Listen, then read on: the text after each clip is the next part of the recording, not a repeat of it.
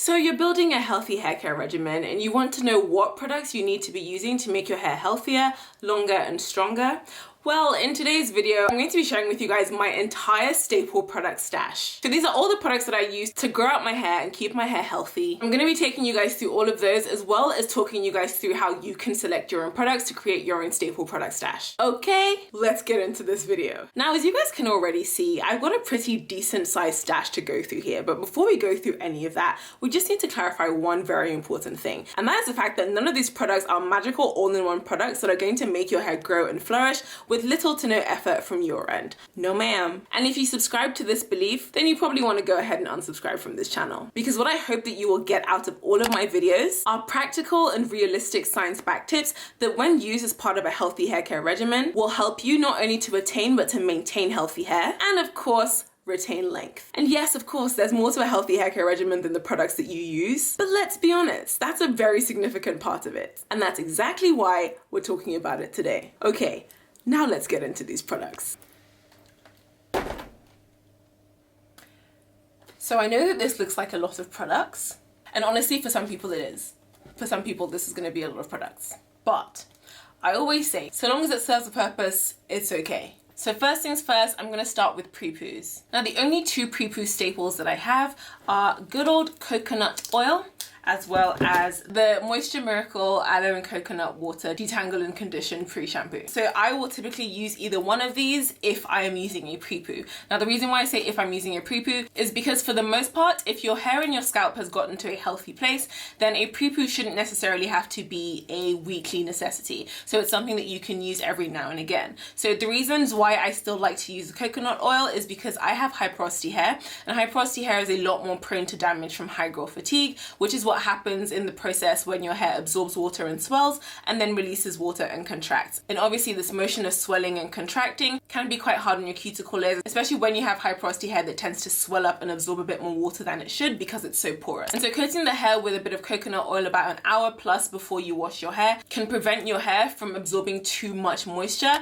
or more moisture than it should, such that it would be damaging to your hair. And then in case you guys haven't already caught on by now, the reason why I absolutely love this Pre-Poo is just because it's essentially a tub of film forming humectants. So the first 5 ingredients in here are water, aloe leaf extract, glycerin, guar hydroxypropyl chloride, as well as coconut fruit juice. For anyone who isn't familiar with this product, where have you been? This is essentially what it looks like. The amount of slip that you would get from this, and also the amount of moisture, just because it's so rich in normal humectants, film forming humectants. This is a product that I find really, really good to use, especially on the weeks when you are clarifying, so that your hair can be infused with a bit more moisture before you then go ahead and strip it again, so that your hair doesn't end up too dry. Aside from this, the slip in this product is phenomenal. I have personally found this product to be really useful on weeks, say when I've done a wash and go, or I've done a particular style that requires a thorough detangling before I go ahead and wash my hair. This product will make that so much easier and create enough slip such that I'm not inflicting too much damage to my hair whilst I'm trying to brush out those tangles or those knots. Now moving on to cleansers. If any of you guys have seen my video on the different types of shampoo that every natural hair girl should have, you'll know that I have different types of cleansers for different reasons. So the first category of cleansers that I have are cleansers that are chelating and clarifying. Now I personally prefer that my cleansers in this category are both clarifying and chelating. That means they have ingredients that will cleanse my hair of product buildup as well as mineral buildup. So you guys already know the Tresemme Cleanse and Replenish 2-in-1 with multivitamin is my staple off-the-shelf, commercially available 2-in-1 clarifying and chelating shampoo. It's not 2-in-1 because it's clarifying and chelating, it's 2-in-1 because it is a shampoo and a conditioner, and the reason for this is because I feel like it makes it a bit milder than just using a straight sulfate containing shampoo with no conditioning ingredients in them whatsoever. Again, if you've watched any of my other videos, you will know that part of the reason why you need to chelate is because of the minerals that can be found in hard water, and because I have a water softener installed in the house, I don't typically have to deal with this issue, and so I will only typically use my clarifying and chelating shampoos once every 3 weeks or so. Now, because most clarifying shampoos tend to include sulfates, these can be quite drying for your hair if you use them too often, and so a natural alternative that I have that I tend to use instead of this if I feel like my hair is feeling a bit too dry is my clay wash. So I will typically mix a combination of some bentonite clay as well as some kaolin clay. And this is because when you mix these two clays together, one of these clays will take care of the negatively charged toxins and minerals in your hair, whilst the other one would take care of the positively charged minerals and toxins in your hair.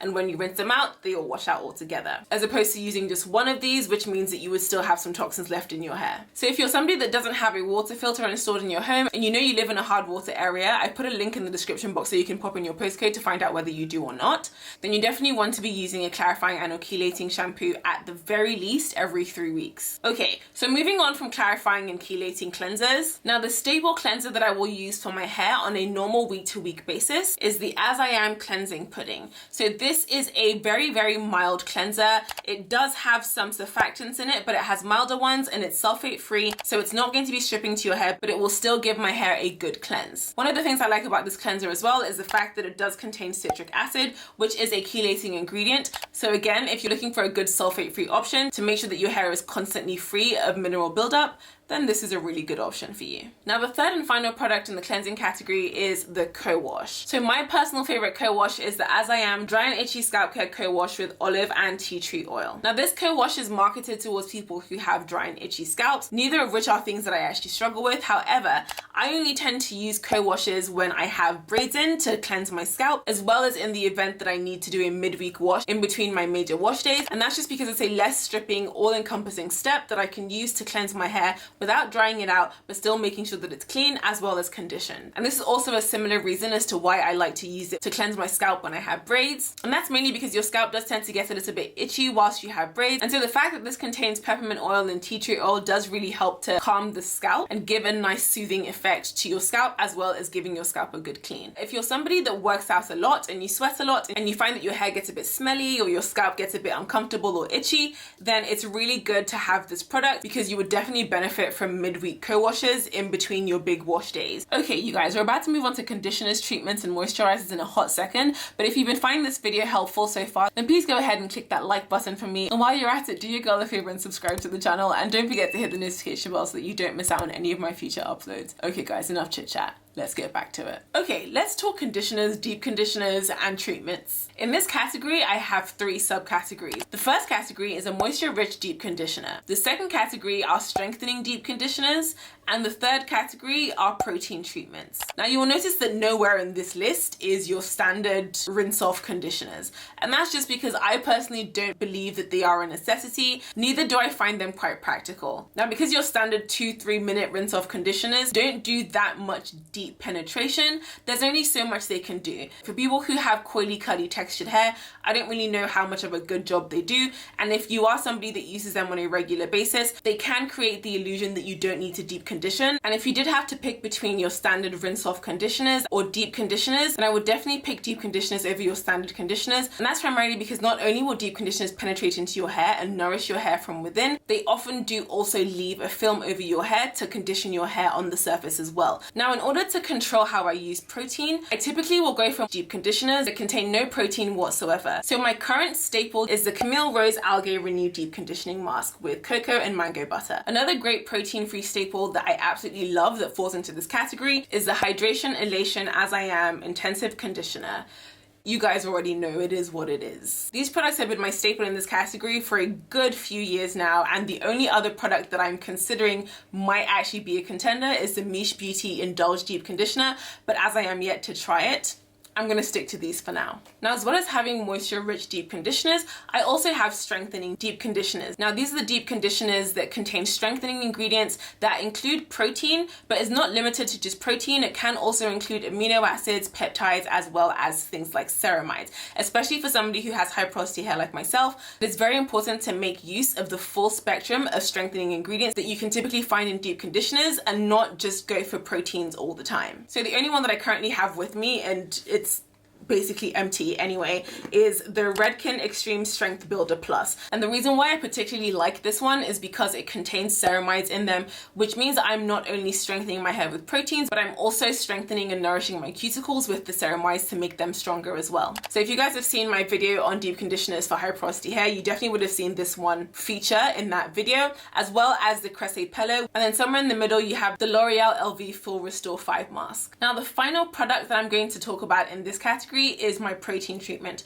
Now you guys will already know that my protein treatment of choice is none other than the OG Afro G 2-step protein treatment. Now because protein takes a bit less time to leave your hair, you don't have to do intensive protein treatments very often. I typically only do them every 6 to 8 weeks, and depending on where your hair falls on the porosity scale as well as where your hair falls on the thickness scale, you want to taper your protein use accordingly. In the sense that if you have high porosity hair that's fine to medium, then your hair might be able to take more protein more frequently than somebody who has low porosity hair that is coarse. Similarly, because I have high porosity hair, I will typically wait no more than every other week to use a strengthening deep conditioner, and the likelihood of it is that it will contain proteins, and that's because really if I wanted to, my hair could actually deal with protein every single week, but just because I don't want to run the risk of overloading my hair with protein, I stick to using a moisturizing deep conditioner one week and then a protein deep conditioner another week, and alternating it in that manner. Again, if you're somebody whose hair is a bit lower in porosity than mine is, or whose hair is a bit more coarse than mine, then maybe you'd be able to go a couple weeks before using a strengthening deep conditioner that contains proteins in it. And then finally, the last category of products that you want to be looking into to build into your healthy hair care regimen to grow your hair and get it to the healthiest that it needs to be is moisturizers. So if you guys have seen my other video on how to keep natural hair moisturized for longer and get juicy curls, you'll already be somewhat familiar with my film forming humectant / plant gel moisturizing method. And that's basically where I start off with a leave-in. You want to find a good leave-in conditioner. Depending on how easily your hair gets weighed down, this can be anything from a mist to a lotion to a cream. So my two personal favorite choices are the Soultanicals Not Source Coil Detangler or the Camille Rose Curl Love Moisture Milk. I find these two products to be fairly similar in consistency as well as texture, and the main things I love about these two leave-in conditioners is that they both have good contents of film forming humectants, which if you're not sure what they are at this point, then just do yourself a favor and click the link to watch that video on how to keep your natural hair moisturized. So I will typically alternate between the Soultanicals Coil Detangler, and if I can't find this because it's not that easy to come by very often, I will default to the Camille Rose Curl Love Moisture Milk. And then once I've used that, I will then follow up with a light whipped butter. So this is a whipped mixture of some shea butter, coconut oil, as well as some other great oils and essential oils in there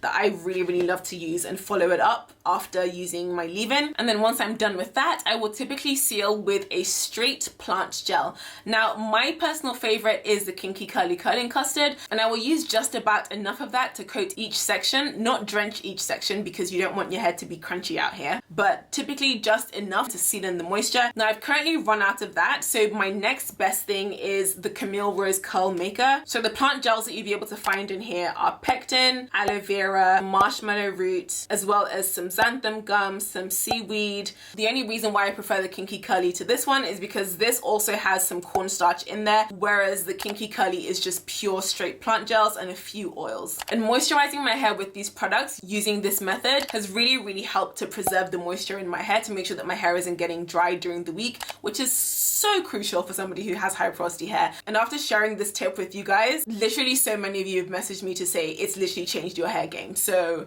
if you haven't tried it yet, you're welcome. So guys, these are essentially the necessities of a healthy hair care regimen when it comes to product categories that you may need regardless of your hair type. And honestly, everything else is an additional add-on. So for example, things like edge control, stylers, and heat protectants will all fall into this category for the simple fact that not everyone heat styles their hair, not everyone sees the need to lay their edges all the time, and not everyone feels the need to do elaborate styles to their hair all the time either. So guys, let me know how many of these product categories you currently have filled at the moment, and if there are any that you are currently missing, which ones are they? Also, if you guys have staple products that you love that fall into any one of these categories, then please go ahead and pop them in the comments, because if you have a different hair type to me, then it might be helpful for somebody else who has a different hair type to me as well. But that's all from me today, guys. Thank you so much for watching. Also, just a side note, after speaking to a number of you guys, we've decided that we're going to change our upload date and time to Saturday 9 AM Eastern time or 2 PM Greenwich time if you're in the UK. So we're going to stick to the schedule for now and see how it works. But thank you guys so much for watching. I really hope this video helped you guys out, and I'll see you in my next video. Bye.